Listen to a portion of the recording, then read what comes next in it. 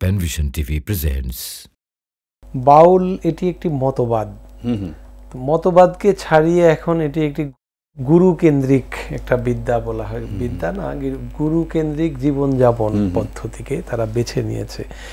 এটি মূলত ভারত উপমহাদেশ এবং বাংলাদেশে, ভারতে এবং বাংলাদেশে মিলিয়ে জিনিসটা আছে এবং এটি আসছে বৈষ্ণব ধর্ম থেকে মূলত। জগমোহনী গোসাই নামে একজন ব্যক্তি 1400 শতাব্দীর দিকে এটি সিলেটে তিনি উদ্ভব করেন। এটার গোড়ার কথা আর কি। জগমোহনী গোসাই, এই গোসাই যে আছে, এই সাই থেকে আবার ধীরে ধীরে সাই শুরু হলো। এই সাইয়ের মধ্যে পরে এসে লালন সাই, কালন সাই, তারপরে হলো বলন সাই, মরণ সাই, এরকম সাই এটা প্রচলিত হলো। সাই বলতে কি তারা তাদের আধ্যাত্মিক পুরুষ নাকি দেবতা নাকি বোঝে তারা? এটা একদিকে আধ্যাত্মিক পুরুষ, আরেকদিকে দেবতা, একসাথে দুটোই। গুরু যেহেতু তারা গুরু মানে তারা বলে যে ঈশ্বরকে সন্ধান করেন তাদের ভাষায়। তারা আল্লাহ কখনো বলেন না, সৃষ্টিকর্তাও বলেন না, ঈশ্বরই বলেন। তারা ঈশ্বরকে সন্ধান করেন কোথায়? মানুষের ভেতরে। তাদের ধারণা গোটা বিশ্বটা মানুষের শরীরে ঢুকে আছে, মানুষের মধ্যেই বিশ্ব আছে, মানুষের মধ্যে ঈশ্বর আছে। আর সেই ঈশ্বরকে খোঁজার জন্য তারা এই পদ্ধতিটি বেছে নিয়েছেন। কিন্তু তাদের গুরু যে, তাকে সে ঈশ্বরের পর্যায়ে প্রায় নিয়ে যায়, সে কি দেবতা, এই জন্য তাকে সাই বলে, সাইজি বলা হয়। এবং সেই সাইজির প্রত্যেকটি কথা এবং জীবনযাপন পদ্ধতিকে তারা বেছে নিয়েছে। এবং এই ক্ষেত্রে তারা কোনোভাবে কোনো ধর্মকে, নির্দিষ্ট ধর্মকে মান্য করে না। কিন্তু ইন্টারেস্টিং ব্যাপার হলো এদের মধ্যে যে কালচারগুলো, আচরণগুলো, আচারগুলো, যে বিহেভগুলো এবং তারা যা উচ্চারণ করেন, যা পালন করেন, এই বিষয়গুলো আবার বেশিরভাগই হিন্দু ধর্মের, হিন্দু কালচারের সাথে মিলে যায়, একেবারে রিলেট করে।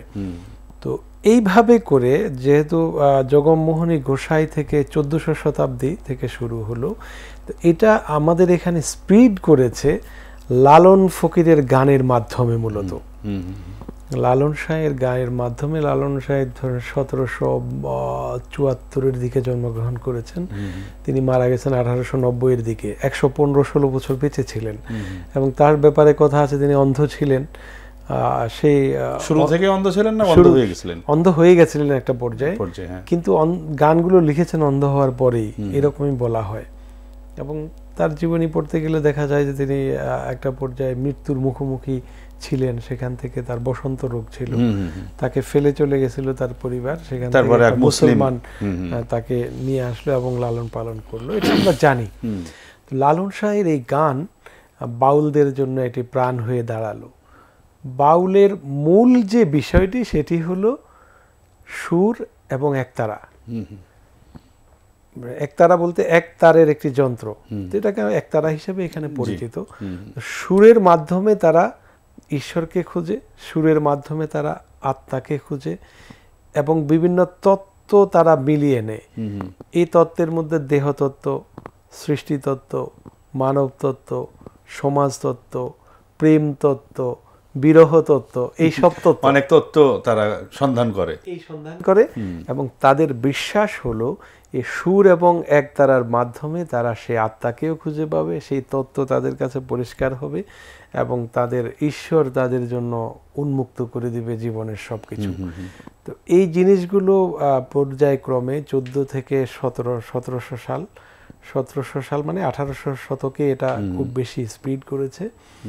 এবং তারপরে এসে লালনের মৃত্যুর পরে যে লালন আখড়া, এই আখড়াতে প্রতি বছরই এখানে একটা মজমা বসে, মেলা, মানে বাউলদের মেলা বসে। মেলা ছাড়াও কিন্তু বাউলেরা ওখানে থাকেন। এদের যে জীবনযাপন পদ্ধতি সেটা হলো এরা চুল কাটবে না, চুলের জট থাকতে হবে, গোসল করবে না, তারপরে হলো তারা অপরিচ্ছন্ন জীবন একেবারেই, মানে যেটা স্বাভাবিকভাবে মানুষদের সামাজিক জীব হিসেবে তারা বসত করে না। তারা চিন্তা করে যে তারা এমন একটি ধ্যান ধারণার মধ্যে থাকবেন যেখানে ঈশ্বর সরাসরি তাদের সাথে কথা বলবেন তাদের অন্তর থেকে, তাদের অন্তরের শব্দ তারা শুনবে এবং সেই শব্দের একটি মোহনী শক্তির মাধ্যমে তারা চলবে। এইভাবে করে বাউলটা এসেছে। আচ্ছা, খুব ভালো, আপনি চমৎকার করে বললেন। কিন্তু কিছু গবেষকরা বলে থাকেন ওই প্যালেস্টাইনের যে বাল দেবতা, সেই বাল দেবতাকে মানে এটা অপভ্রংশ হতে হতে এটা বাউল, এবং তারাও এই ধরনের প্রকৃতি পূজারী বা কোনো ঈশ্বরে বিশ্বাস করতো না। ওদেরই একটা ধারা, এই যে সুরে সুরে এটা আস্তে আস্তে আসছে, হয়তো সেটাই লালন। এটা আপনি যেটা, হ্যাঁ, এটা একটা বিষয় আছে। তবে বাউল শব্দের ব্যাপারে দুটো মত আছে প্রসিদ্ধ। একটি হলো বাউল শব্দটি বাতুল থেকে এসেছে। বাতুল হলো সংস্কৃত ভাষার একটি শব্দ। এই শব্দের অর্থ হলো পাগল, উন্মাদ। হ্যাঁ, রাইট। আর বাংলা আরেকটি শব্দ আছে বাউর। বাউরও প্রায় একই, অর্থটা একই। আর আপনি যেটা বললেন এটার আরো পেছনে যাওয়া যায়। ফিলিস্তিনের যে ঘটনা, ফিলিস্তিন কেন্দ্রিক, এটি হলো মূলত বৈরাগ্যবাদ যে কথাটি আমরা শুনে থাকি। এই বৈরাগ্যবাদ থেকে কেউ কেউ বলেন যে এটা বাউলেরা এসেছে। আর বৈরাগ্যবাদের সূচনা হয়েছে কিন্তু খ্রিস্ট ধর্মে। ঈসা আলাইহিস সালাম, বা আমরা যাকে ঈসা আলাইহিস সালাম বলি, তাদের ভাষায় যীশু খ্রিস্টের মৃত্যুর 100 বছর পরে বৈরাগ্যবাদ শুরু হয়।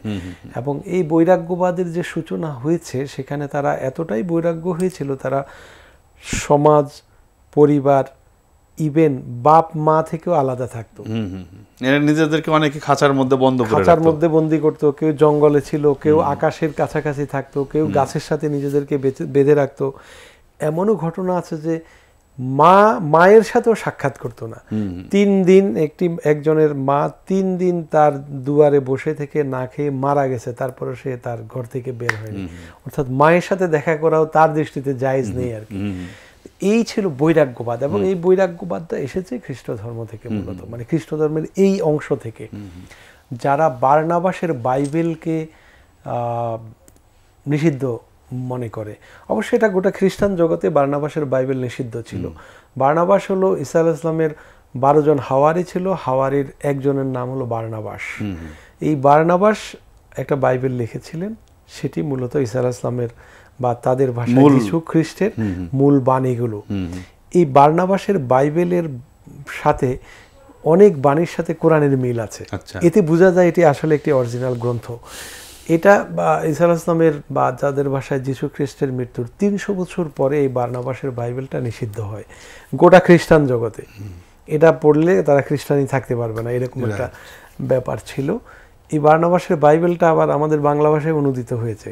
কবি আফজাল চৌধুরী, তিনি 60-এর দশকের একজন কবি, সিলেটের, তিনি মারা গেছেন, তিনি অনুবাদ করেছেন। বার্নাবাসকেও খ্রিস্টানেরা ওভাবে গ্রহণ করে না। তো 300 বছর পরে যেটা বললাম, বার্নাবাসের যে বাইবেল নিষিদ্ধ হলো, তো সেই বার্নাবাসের বাইবেলে কিন্তু কোনোভাবে বৈরাগ্যবাদকে সাপোর্ট করেনি। তাদের ওল্ড টেস্টামেন্ট বা নিউ টেস্টামেন্টের যে বিষয়গুলো থাকে, জন হলো প্রথম 100 বছর পরে, ঈসা আলাইহিস সালামের 100 বছর পরে জন প্রথম বাইবেল লেখেন। এবং সেটি, জন কিন্তু খ্রিস্টান ধর্মের লোক ছিলেন না, তিনি বাইরের লোক ছিলেন। তিনি পরে গিয়ে বাইবেল লিখলেন এবং তারপরে আরো 3 জন এটাকে পরিবর্তন, 4th, 5ম সংশোধন হয়েছে বাইবেল। তবে জনকে তো তারা ধারণ করেছে, নামের সামনে তো জন অনেকেই লেখে। জন লেখে এরা, এটা ঠিকই বলেছেন, জন লেখে। এবং তারা জন অগাস্টিন নামে একজন তো বিখ্যাত তাদের ফিলোসফার আছে, ওই বৈরাগ্যবাদের জনক বলা হয় তাকে। হ্যাঁ, তাকে বৈরাগ্যবাদের জনকই বলা হয়। তো সেই বৈরাগ্যবাদ থেকেই গোটা পৃথিবীতে এই শ্রেণীটার কিন্তু উদ্ভব হয়েছে।